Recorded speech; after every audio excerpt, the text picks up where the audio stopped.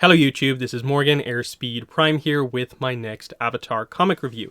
This is going to be my full spoiler review, kind of my final time talking about Avatar The Last Airbender, Aang's Unfreezing Day, the most recently released Avatar comic, at least partially released, because this week on February 1st, Wednesday, the book was released in comic stores. If you wanted to get it from another bookstore or online or a digital copy of the book, you will have to wait until March 28th.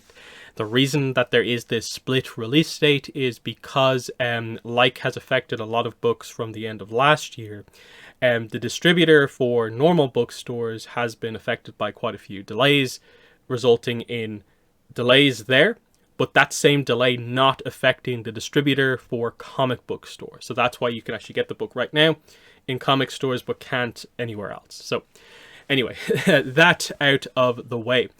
I do want to talk straight away about why you probably shouldn't be too upset if you can't get a hold of the book immediately, because this is a very, very forgettable book. I think there's been so little hype around the release of this. I think most people knew exactly what this was going to probably turn out to be. But in my opinion, there was some potential for this book. A Chibi comic, okay, it's a little bit more young reader kind of focused, but with a Chibi comic, you should be able to do something kind of interesting to grab people's attention. And somehow, with their approach to making this book, they managed to make a book that is just boring. It is just completely forgettable from a story perspective. The problem that has happened to this book is that in their effort to make a book for young Avatar fans, what that has resulted in is basically the writing quality being cut in like half. The level dropping down to overly simplistic writing to the point where most of these standout characters, the main characters of Avatar, don't even feel like themselves because they just have to participate in this extraordinarily basic plot where nothing happens and there's no real details about anything going on. And it just speaks to the idea, like, what were they doing with this book? They neither made the choice to go full chibi, non-canon, crazy stuff happening, nor did they make the decision to just tell a normal comic that happened to have a chibi art style. They instead chose to tell a young reader, young Avatar fan comic in a chibi art style. And I don't know who this book is for. That's the main thing I take from this. As a hardcore fan who likes the details, there's nothing for me here, except that I like the art, because it's a fan favorite artist, Diana Sim, and she does really nice chibi art throughout this book, which is good and needed because it feels like it's the only Avatar stuff in this book, because there's nothing there from the writing. Nothing whatsoever there from the writing. And getting into this, I suppose, straight away, we have to talk about, the description here. So you can see here, there's some potential with that idea. Can you imagine not knowing your own birthday? That's the situation for Aang, who was frozen in an iceberg for 100 years. Luckily, his friends are planning a surprise party for him with a new special day to celebrate. Sounds interesting. That is something we didn't know about before. We didn't know Aang had forgotten when his birthday is. That's fascinating. And now they're going to make the decision to celebrate his birthday on the day he was unfrozen out of the iceberg. That seems quite interesting. And it would be if the book covered that. But guess what? Aang's birthday is not referenced in the comic at all. Yes, a party happens to celebrate Aang's Unfreezing Day, but it's literally just to celebrate the anniversary. They don't make any suggestion that this is meant to be a birthday replacement type thing. It's just an anniversary thing. So what happened here? Was the book originally slightly more detailed and had something referencing his birthday? Or is that just another marketing mistake? And then from a canon perspective, because this isn't in the book, can you take it as being canon if it's just in the marketing material? I think you kind of have to, because it's the only thing this book really has going for it, ultimately. And that's the thing. This book apparently, at least to me, comes across as being canon. It doesn't do any crazy chibi stuff. It's so subdued in a way as a comic. It is surprising how just dull it is, start to finish. There's no real attempt to do anything with the writing. And that really, really holds the book back, because canonically you have to treat it as, I guess, having happened, but it's just so inconsequential it almost doesn't matter that it happened. Like, you assume that this is set probably, say, like 3 months after the end of the series. If you assume the series took place over 9 months to get us to when the comet arrived, then theoretically 3 months after that, the next season should be exactly a year since the journey began, since Aang was freed from the ice. Because it's set in, like Ba Sing Se. The birthday party takes place in the Jasmine Dragon, and they reference all that stuff, and the characters make sense to be here in that position. It's not very clear because it's so lacking in detail. There's so little to grasp onto about whether, like, is this the first anniversary after the unfreezing, or is it the second one? We don't actually know. It's probably the first one. So let's get into the details here. There's not much. This is a pretty short comic overall. It is very, very, very short. There is a couple of pages of extras at the back, which is probably one of the better things in the book, because this is actually aimed at kids as well. They don't just give you a bunch of like concept art and just assume you know what it is. The descriptions here, which is for kids, actually is somewhat helpful in this case. It's just that they didn't apply the same like level of that to changing the writing style. So, as you'd expect from a standard surprise party plot, what happens here is Aang wakes up. There's a bunch of letters around him from Sokka saying, don't leave your room, because they're planning the birthday party behind his back, basically. He goes to see Toph. And Toph obviously is in the middle of doing her part of the preparations for the party, and so can't talk to Aang. So she has to brush him off, dismiss him as soon as she can, and it basically is summed up as it's none of your business, and she's a bit rude to him, and he leaves. He then goes to see Katara. And Katara brushes Aang off by basically just saying, hey, I'm just doing Water Tribe stuff. You go off, do your thing. I'm doing Water Tribe stuff. Then he goes to see Zuko at the Jasmine Dragon, but obviously it's too soon for Aang to arrive yet. So Zuko has to be like, please, we're really busy right now. Just go do whatever you're going to do. And so Zuko has dismissed Aang. Then he meets Sokka, and Sokka, you know, at least there's some slightly clever writing here, but ultimately it's just, Aang, look over there, and Sokka runs off. So his friends in this book, notably, Suki's not in this book for some reason, even though she probably should be. Mei isn't in this book either. Where's she? Ty Lee also probably should be around as well. She's not around. That's the other point, is that there's no explanation for like what the characters have been up to prior to this birthday celebration happening. So of course there's no explanation for why notable key members of the team, characters in relationships with other characters, why they're not there during this situation. And that doesn't help the book either, that you have Team Avatar -1 member here because there's no Suki. And Suki could have added something to the book, of course. So Aang is upset, and again, he just is off on his own. Iroh comes over, and, you know, while this is happening, they bring Momo and Appa into the celebration, of course. Iroh eventually brings Aang into the party, and we get the big reveal of Happy Unfreezing Day. And you'd think that, okay, finally, we're here.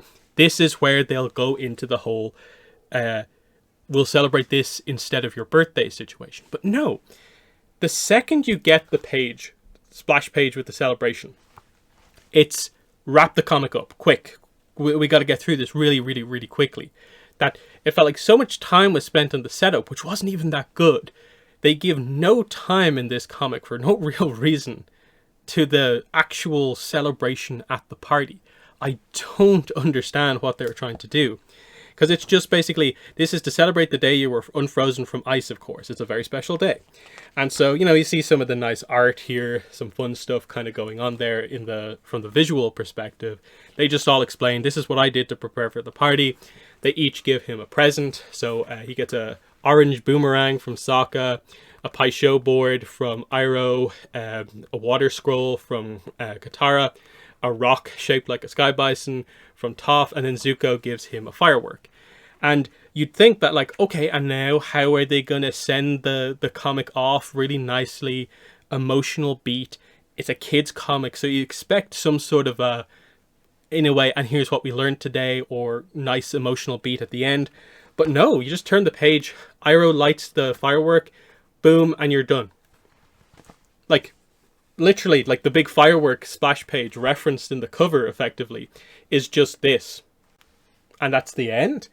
Like, it's honestly baffling how disappointing this is, even acknowledging completely that I wasn't expecting much from a kid's comic.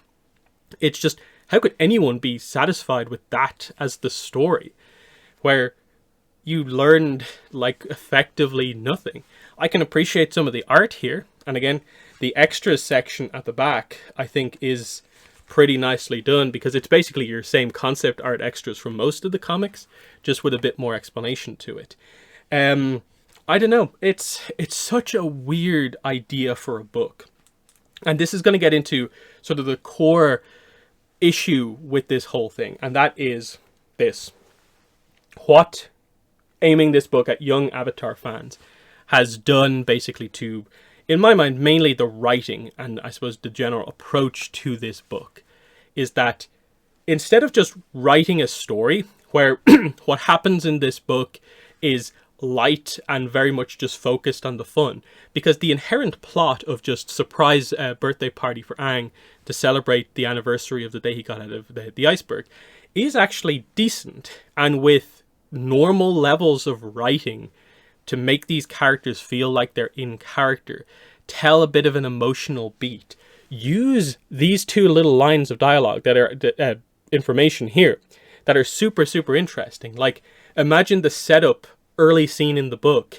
Aang mentions to the others that ahead of this book, like a little flashback to, I don't remember when my birthday is. It's one of the few things that, like, is foggy in my mind. I have no clue when my birthday is during the year.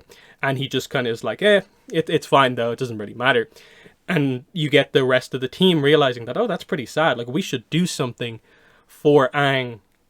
And they all come up with the idea to celebrate it on the Unfreezing Day. And that's the thing here. That background to why they do this is the interest in this book. The emotion for Aang about why he, like, you know, why this is a forgotten thing for him. The significance of his friends kind of choosing his new birthday for him. That should be your key beat. But because they do it for young Avatar fans, I think that's the only explanation for why it is so deeply unsatisfying what happens in this book, because the characters barely feel like they're in character.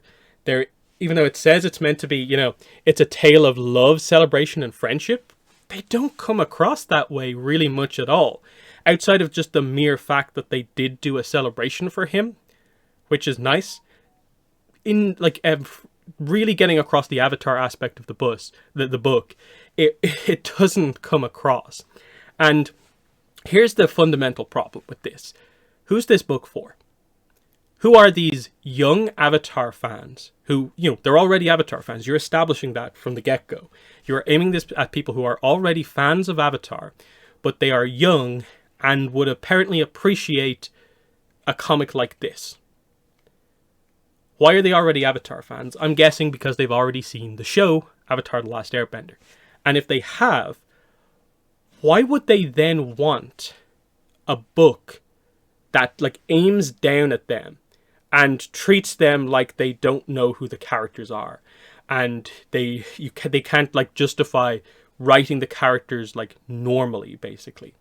That's, to me, the fundamental issue with this book, is who is it for? These young Avatar fans who like the show, but only like it to the point where this is what they want, rather than the normal comics, that this should be their intro to Avatar comics, rather than, say, these three, or one of the short story collections.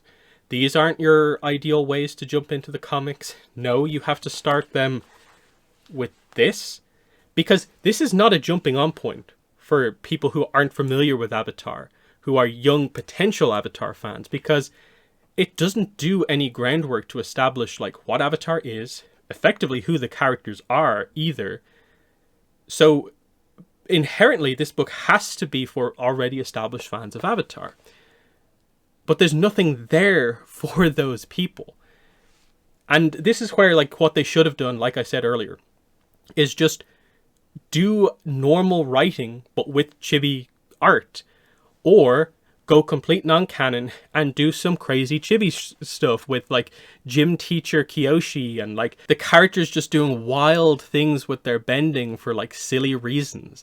That's the whole point of the chibi shorts, and you've done nothing here. And that means there's such a contrast between the really nice art and then like everything else associated with this book. It's so weird. And the reason I'm being quite serious about this and not just being like, I understand this book is not for me, I don't think it's that great on its own, that's all I really have to say about it. The reason I'm making a big deal about this is just highlight that Avatar is a show on Nickelodeon. It is a kid's property. Why is there normal Avatar and then content for young fans done like this? Again, why can't you just write them like the normal comics with this? It's such a missed opportunity, and it just felt like they're trying to grasp this new audience that I don't think really exists. If you want a book for getting someone into Avatar who is quite young, then maybe you want a Screen Comics. Maybe you want the upcoming I Am Aang book, which actually looks like the ideal book for, like, say, a young reader, because that one looks like it's aimed at the right group while still having a certain appeal to hardcore fans, whereas this one I think just misses the mark completely across the board. So in my mind, if they're going to do another Chibi comic, the thing to keep is the artist. The thing to change is the writing approach. Like I said, either go full Chibi or just make it a normal comic that happens to have a Chibi art style. That's what you have to do. You can't do exactly this same thing again and have it be this disappointing. Especially because this book has been so heavily delayed. Not just the delay I mentioned at the start. This was announced in like early 2021. No, I didn't say the year wrong there. It was announced in early 2021 for I think a June or July release that same year, 2021.